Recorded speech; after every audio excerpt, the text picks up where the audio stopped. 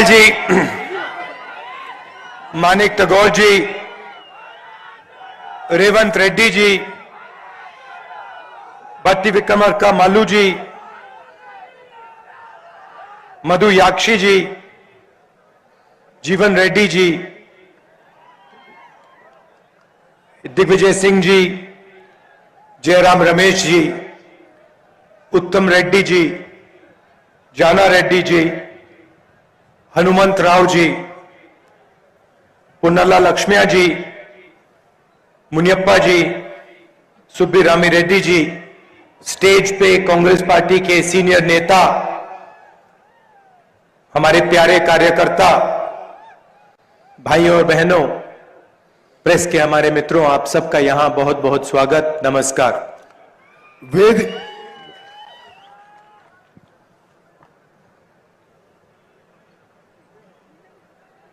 कुछ दिन से ये यात्रा कन्याकुमारी से कश्मीर की ओर चल रही है। కొద్ది రోజుల నుంచి కన్యాకుమారి నుంచి కశ్మీర్ వరకు ఈ యాత్ర కొనసాగుతుంది। 10-12 दिन से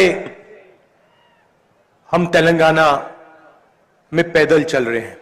10-12 రోజుల నుండి తెలంగాణలో పాదయాత్ర కొనసాగిస్తున్నాము। और आज शाम हम तेलंगाना को छोड़कर महाराष्ट्र की सड़कों पर चलने जा रहे हैं। ఈ రోజు సాయంత్రము తెలంగాణను విడిచిపెట్టి మహారాష్ట్రలో ప్రవేశించబోతున్నాము। खुशी हुई कि तेलंगाना के इतने लोगों से बातचीत कर पाया, हाथ मिला पाया, गले लग पाया। చాలా दुख हो रहा है कि आज हम तेलंगाना को छोड़कर आगे बढ़ रहे हैं, महाराष्ट्र जा रहे हैं। చాలా సంతోషం। తెలంగాణలో చాలా మంది మాట్లాడి చేతులు కలిపి కౌగలించుకొని ఇంత లక్షల మంది కలవడం ఎంతో సంతోషం। ఈ రోజు తెలంగాణలో విడిచిపెట్టి మహారాష్ట్రలోకి పోవడం కొంత దుఃఖం అని కూడా మనం చేస్తున్నాను। हमारे कार्यकर्ताओं ने तेलंगाना में जबरदस्त काम करके दिखाया। తెలంగాణలో మన కాంగ్రెస్ కార్యకర్తలు అద్భుతంగా పనిచేస్తున్నారని చెప్పి నేను చేస్తున్నాను। ये मीडिया पे नहीं दिखता है, टीवी पे नहीं दिखाई देता, मगर मैंने अपनी आंखों से अपने कार्यकर्ताओं का काम देखा है। ఈ మీడియా మనం చేస్తున్న పని చూపించినా చూపించకపోయినా నేను మన కార్యకర్తలు చేసే పని నిరంతరం చూస్తూనే ఉన్నాను। कार्यकर्ताओं के हाथ टूटे, पैर टूटे, धक्का लगा, लाठी लगी, मगर आपने अपना काम पूरा किया। కార్యకర్తల చెయ్యి ఇరిగినా కాలు ఇరిగినా దెబ్బ తాకినా మీరు మీ పని నిరంతరంగా కొనసాగించడం మనస్ఫూర్తిగా మిమ్మల్ని అభినందిస్తున్నాను। और आपने सिर्फ कांग्रेस पार्टी का झंडा नहीं उठाया, आपने इस देश का, हिंदुस्तान का तिरंगा उठाकर चला। మీరు కేవలం కాంగ్రెస్ పార్టీ జెండాయే కాదు, భారతదేశం యొక్క జెండా కూడా గర్వంగా ఎత్తి ముందుకు తీసుకుపోయిన విషయం కూడా నేను మనం చేస్తున్నాను। और ये काम आप सालों से कर रहे हो। ఈ పని మీరు ఎన్నో సంవత్సరాల నుంచి చేస్తున్నారు। आप सबके हो, किसी एक जात के नहीं, किसी एक धर्म के नहीं, किसी एक भाषा के नहीं, आप सबके हो, आप हिंदुस्तान के हो। మీరందరూ భారతదేశ వాసులు, ఏ కులానికో మతానికో వర్గానికో భాషకో చెందిన వాళ్ళు గారు, మీరందరికీ చెందిన వాళ్ళు మీరు అని చెప్పి పనిచేస్తున్నారు। तो मैं शुरुआत में ही आपका धन्यवाद करना चाहता हूं, दिल से धन्यवाद करना चाहता हूं। ముందుగానే మీ అందరికీ పేరు పేరున ధన్యవాదాలు తెలియజేస్తున్నాను। पहले तेलंगाना आता था, गाड़ी में आते थे, लोगों से मिलते थे, ऐसी पब्लिक मीटिंग होती थी, नेता भाषण करते थे, चले जाते थे। ముందు తెలంగాణ వచ్చినప్పుడు వెహికల్స్ లో వచ్చి స్పీచ్లు ఇచ్చి వెళ్ళిపోయేవాళ్ళు। इस बार मैं और कांग्रेस पार्टी के सब नेता दिन भर आपकी सड़कों पे चले। ఈసారి నేను కాంగ్రెస్ పార్టీకి చెందిన నాయకులందరూ కూడా వీధుల్లో నడుస్తూ తెలంగాణలో మరి ప్రవేశించి నడుస్తూ ముందుకు పోయాం। किसानों से मिले, मजदूरों से मिले, कारीगरों से मिले, आदिवासी, दलित भाइयों बहनों से मिले, हर धर्म के लोगों से मिले, और सिर्फ मिले नहीं, घंटों बातचीत की और आपकी बात सुनी। రైతులు, రైతు కూలీలు, కార్మికులు, కర్షకులు, యువకులు, మహిళలు, సమాజంలో అన్ని వర్గాలతో కలిసి గంటలు గంటలు మాట్లాడడం జరిగింది। मैंने आपसे कहा कि इन सड़कों पे चलने के बाद मुझे खुशी हुई। खुशी इस बात की हुई कि मैंने आपके स्पिरिट को, आपकी आत्मा को अपनी आंखों से देखा। ఈ వీధులుగా తెలంగాణలో నడుస్తూ ఎంతో సంతోషం అనిపించింది। మీ స్పిరిట్, ప్రతి ఒక్కరి స్పిరిట్ కూడా నేను గమనిస్తున్నానని చెప్పి నేను మనకి तेलंगाना क्या है और क्या नहीं है वो समझने को मिला। తెలంగాణ ఏమిటో, తెలంగాణ ఏమి కాదో ఇది నాకు అర్థమవుతుందని చెప్పి కూడా నేను మనవి చేస్తున్నాను। और ये आप सब लोगों की आंखों में दिखता है, इसको छुपाया नहीं जा सकता। మీ అందరి కళ్ళల్లో స్పష్టంగా అవపడుతుంది, అది దాచి పెట్టలేరు అని చెప్పి నేను మనవి చేస్తున్నాను। मगर चलते हुए झलक दिखती है। మేము నడుస్తూ ఉంటే చాలా విషయాలు గమనించాం। मैं आपको एक उदाहरण देना चाहता हूं। ఒక మీకు ఉదాహరణ ఇస్తే, నేను यात्रा पे मैं चल रहा था, सब चल रहे थे, तो जब चलते हैं इस साइड देखते हैं, लोगों को नमस्कार करते हैं, इस साइड देखते हैं, लोगों से बात करते हैं। రోడ్డు పొడవునా నడుస్తూ పోతూ ఒక సైడ్ నమస్కారం పెడుతూ ఒక సైడ్ కలుస్తూ మాట్లాడుతూ ముందుకు ఈ పాదయాత్రలో కొనసాగడం జరిగింది। कुछ दिन पहले हम चल रहे थे, मैंने पीछे से अपनी आंख से देखा छोटा सा बच्चा अंदर आने की कोशिश कर रहा था। నడుస్తూ ఉంటే నేను స్వయంగా చూసిన ఒక చిన్న పిల్లవాడు వెనక నుంచి మా దగ్గర రావడానికి ప్రయత్నం చేస్తున్నాడు। काफी भीड़ थी, मैं सोच रहा था इस बेचारे को चोट ना लग जाए। చాలా మంది జనం ఉండే కాబట్టి ఆ పిల్లవానికి దెబ్బ తాకొద్దని చెప్పి నేను కోరుకున్నా। मगर मैंने कुछ किया नहीं, बुलाया नहीं। నేనేం చేయలేదు, ఏం పిలవలేదు కూడా। मैं देखना चाहता था कितना दम है लड़के में। నేను చూడదలుచుకున్నా ఆ పిల్లగానిలో ఎంత సాహసం ఉందో చూద్దాం అనుకున్నాను। क्या ये एक दो धक्के खा के भाग जाएगा या फिर ये कोशिश करेगा। అతను ప్రయత్నం చేసి మా దగ్గరకు వస్తాడా లేదా ఒకరిని దెబ్బలు తిని వెనక్కి పోతాడా అని చెప్పి నేను జాగ్రత్తగా గమనిస్తున్నాను। तो एक प्रकार से मैंने उसका टेस्ट लेने की कोशिश की। అతన్ని టెస్ట్ చేయడానికి ప్రయత్నం చేసిన నేను। 2-3 बार उसने कोशिश की, फिर पुलिस वाले ने उसको जोरों से धकेला, वो नीचे गिर गया। 2-3 సార్లు ప్రయత్నం చేసిండు, పోలీసు వాళ్ళు గట్టిగా నూకేస్తే అతను కింద పడ్డాడు, और फिर गायब हो गया।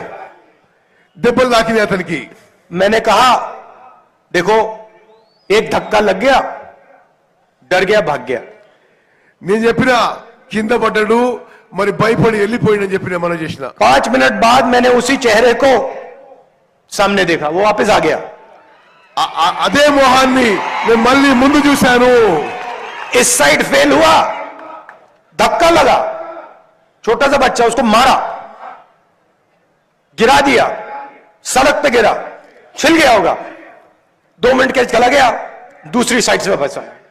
ఆ చిన్న పిల్లవాడు నూకేస్తే కింద పడి దెబ్బలు తాకినా మళ్ళీ వేరే సైడ్ నుంచి ముందుకు రావడం నేను గమనించాను।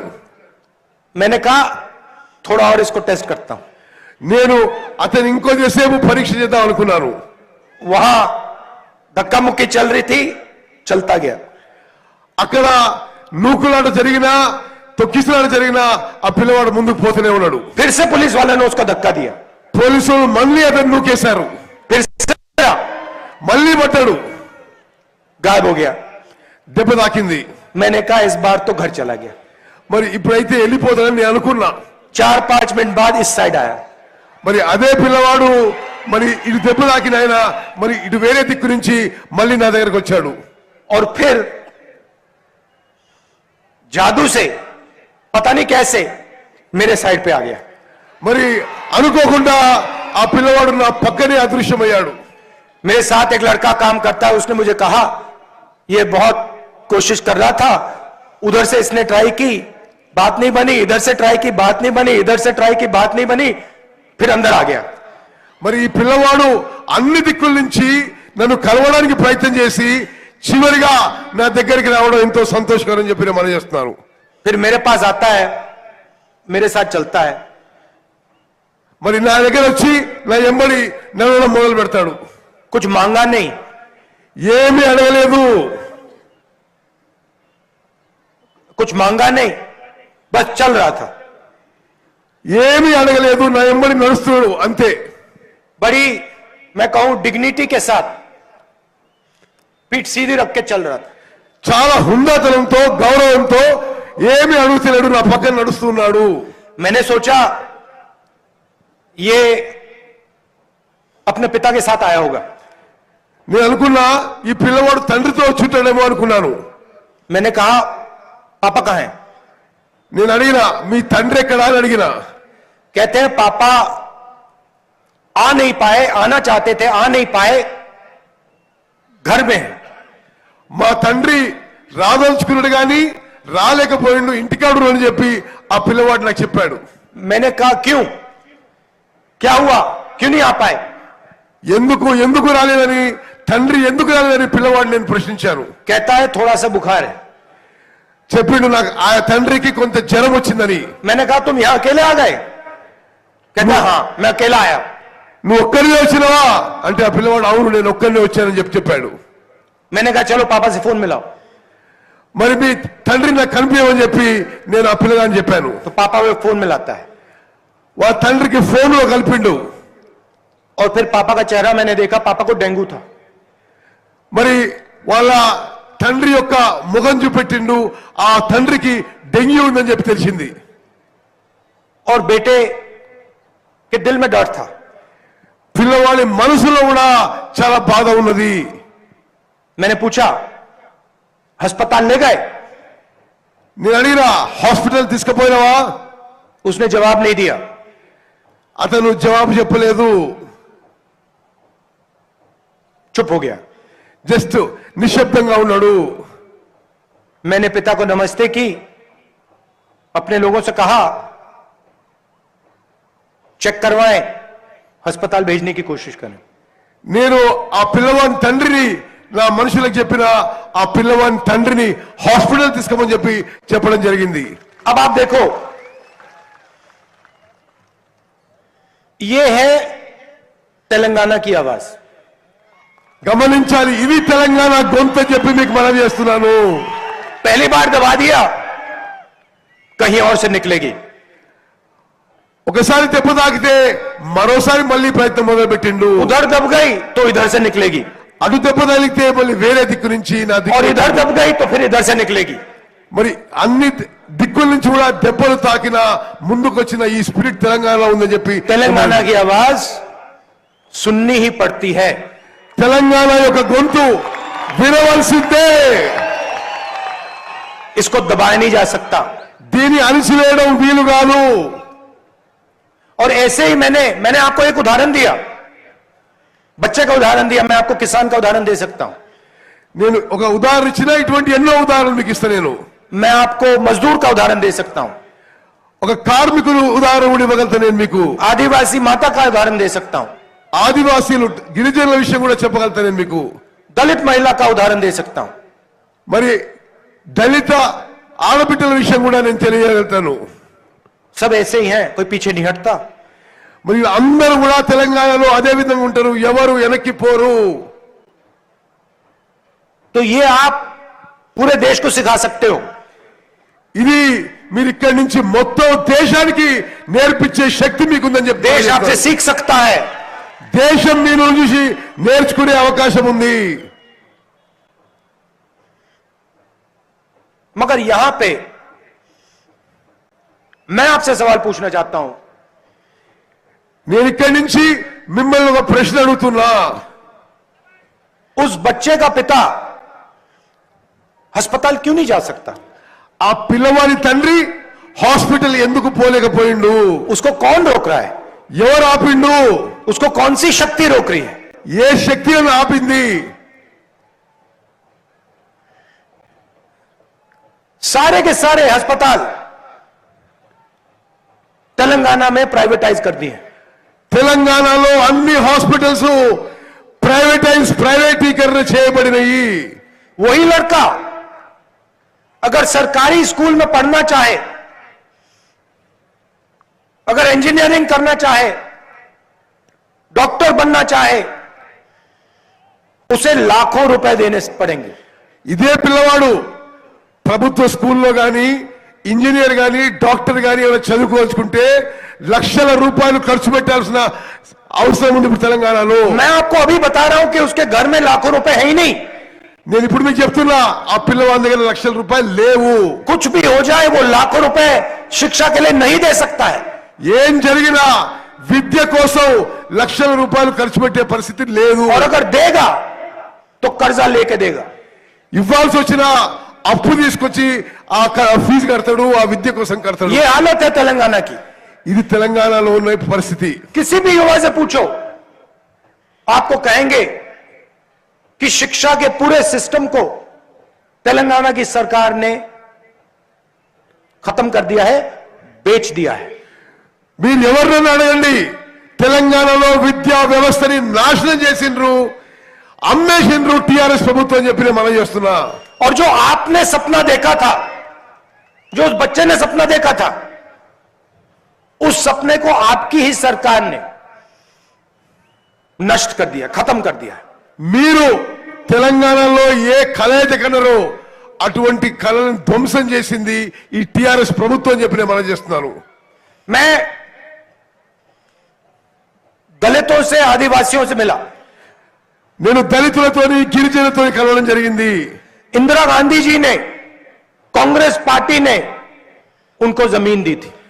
ఇందిరాగాంధీ కాంగ్రెస్ ప్రభుత్వాలు వాళ్ళకి లక్షలాది ఎకరాలు ఇచ్చిండ్రు. उन्होंने कहा कि इंदिरा गांधी जी ने हमें जमीन दी. వాళ్ళతో అన్నారు ఇందిరాగాంధీ మాకు భూములు ఇచ్చిందని చెప్పి వాళ్ళే అన్నారు నాతోని. उसके बाद यूपीए की सरकार ने उनको ट्राइबल बिल दिया. గతంలో ఉన్న యూపీఏ ప్రభుత్వం వాళ్ళకి ట్రైబల్ బిల్ ఇచ్చింది. उस बिल को आपकी सरकार इंप्लीमेंट नहीं कर रही. ఇక్కడి ప్రభుత్వం అది అమలు చేయడం లేదు. फाइल को बंद करके दराज में रख दिया है. ఆ ఫైల్ ను మూసేసి పక్కన పడేసింది టిఆర్ఎస్ ప్రభుత్వం. और उल्टा आपकी जमीन हर रोज आपसे छीनी जा रही है. దళితులకి గిరిజనులకి టిఆర్ఎస్ ప్రభుత్వం మీకు భూములు ఇవ్వకపోగా మీ భూములు లాక్కుంటుంది టిఆర్ఎస్ और ప్రభుత్వం. आपकी जमीन का अधिकार जो आपकी है उसका अधिकार आपको नहीं मिलता. మీ భూములపై మీ అధికారం ఈ టిఆర్ఎస్ ప్రభుత్వం లాక్కుంటుంది మీ నుంచి మనం చేస్తున్నాను. मैं आपको स्टेट से सीधा कह रहा हूं, इस प्रदेश में जब कांग्रेस पार्टी की सरकार आएगी, आपकी जमीन का हक, आपकी जमीन आपके हवाले कर दी जाएगी. తెలంగాణలో కాంగ్రెస్ ప్రభుత్వం వచ్చిన తర్వాత మీ భూముల మీద హక్కు మీకే ఇవ్వబడుతుంది. जैसे इस पदयात्रा को कोई शक्ति नहीं रोक सकती है, आपकी जमीन आपको वापस देने से कोई शक्ति, दुनिया की कोई शक्ति नहीं रोक पाएगी. ఈ పాదయాత్రను ఏ శక్తి ఆపలేదు.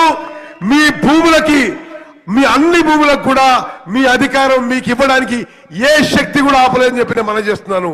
और किसानों से बात करो, सारे के सारे किसान कहते हैं हमें सही दाम नहीं मिलता, एमएसपी नहीं मिलती. एक किसान ने मुझे नहीं कहा मैं खुश हूं.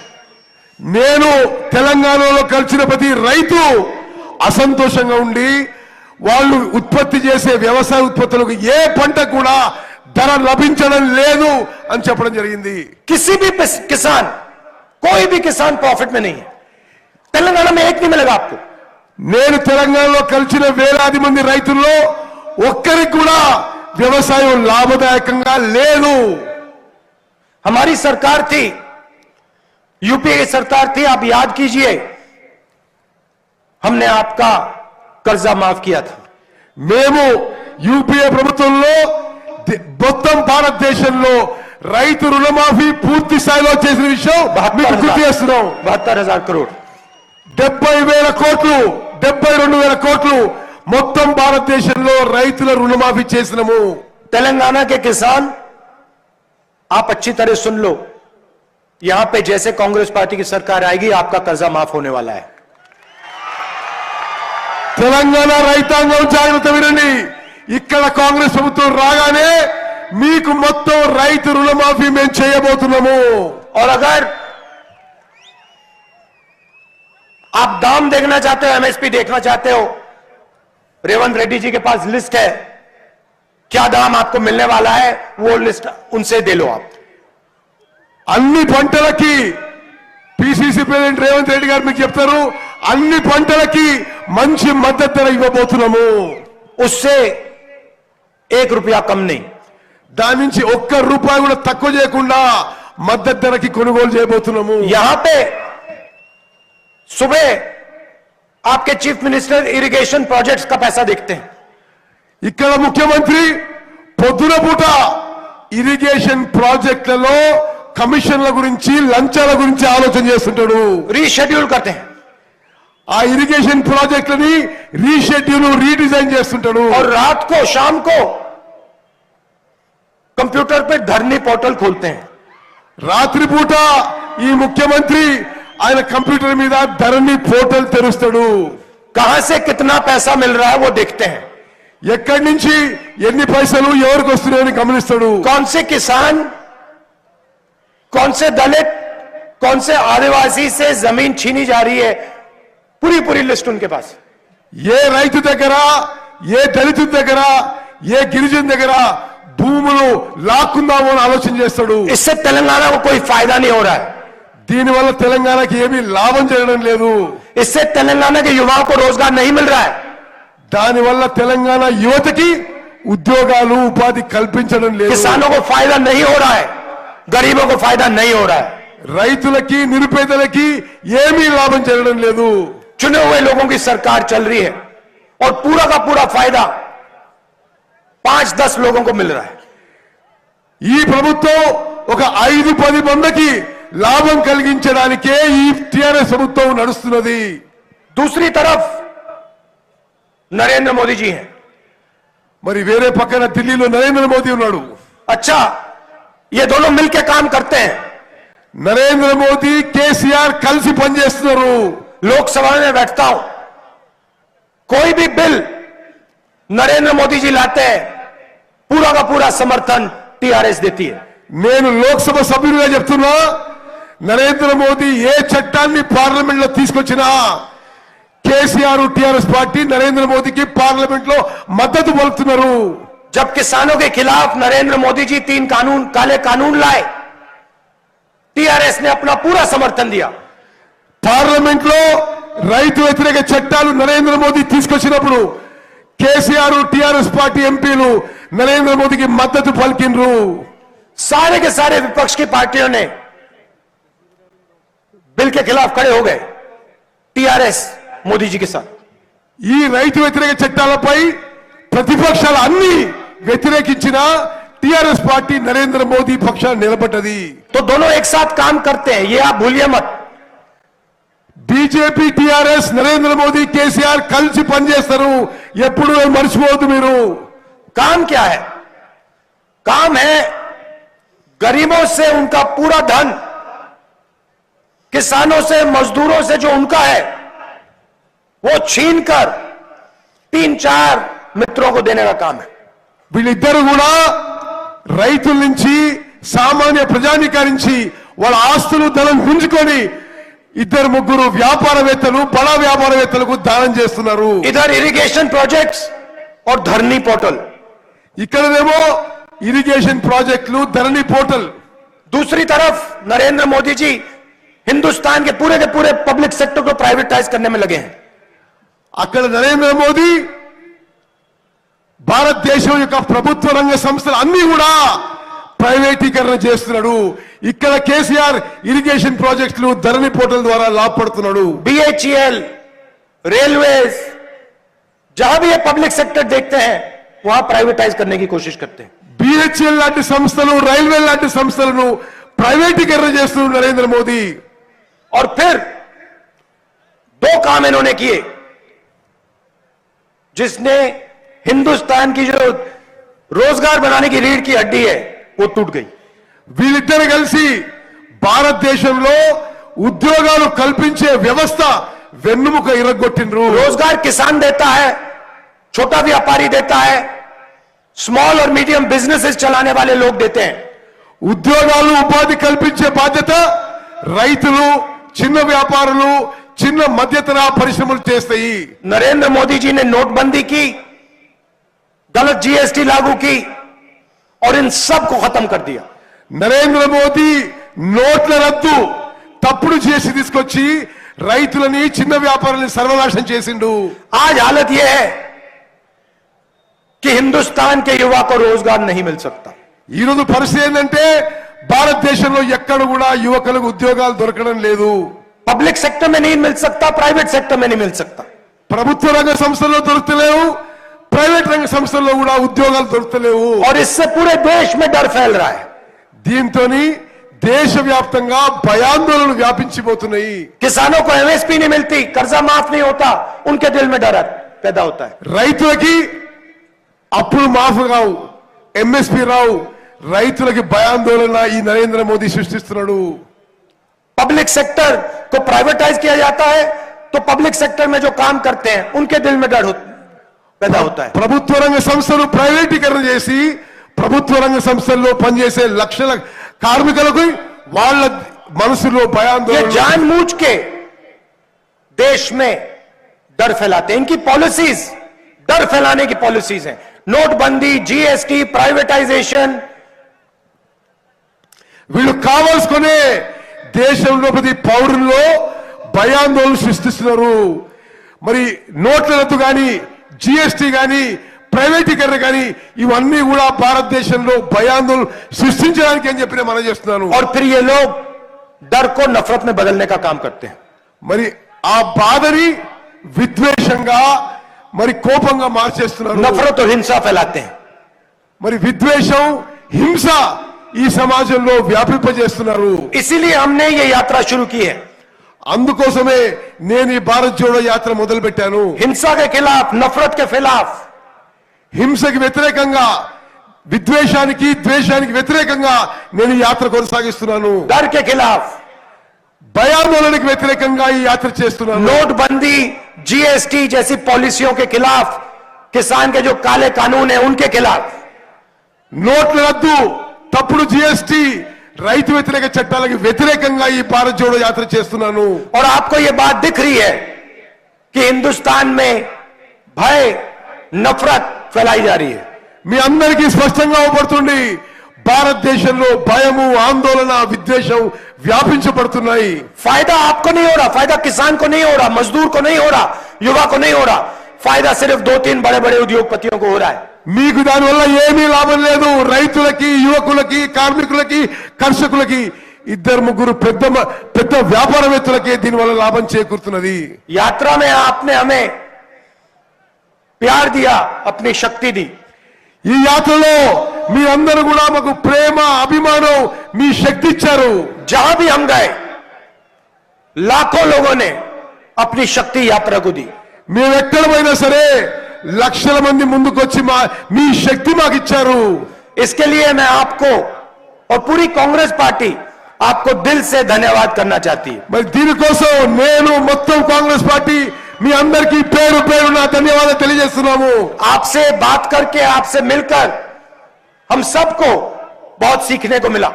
మీ అందరితో కలిసి మాట్లాడడం, నాకు ఇక్కడ ఉన్న అందరికి కూడా చాలా నేర్చుకున్నాం. మీతో కలిసి కూర్చొని మాట్లాడినందుకు आपके सामने जो मुश्किलें हैं वो हम समझ पाए. మీ సమస్యలు, మీ బాధలు మేము అర్థం చేసుకున్నాము. इसके लिए आपका बहुत बहुत धन्यवाद. మీ అందరికీ మరోసారి మనస్ఫూర్తిగా ధన్యవాదాలు తెలియజేస్తున్నాను. और आपका जो स्पिरिट है, आपकी जो आत्मा है, उसको देखकर बहुत सीखने को मिला। మీ స్పిరిట్ మీ ఉత్సాహం మీ ఆత్మ చూసి మాకెంతో సంతోషం, మేము నేర్చుకున్నాం మిమ్మల్ని చూసి అని చెప్పి మనం చేస్తున్నాను. और हम इसको कभी नहीं भूलेंगे. ఎప్పుడు కూడా తెలంగాణలో చేసిన పాదయాత్ర నేను మర్చిపోను. बहुत बहुत धन्यवाद. जय हिंद, नमस्कार. మీ అందరికీ ధన్యవాదాలు. జై హింద్, నమస్కారం.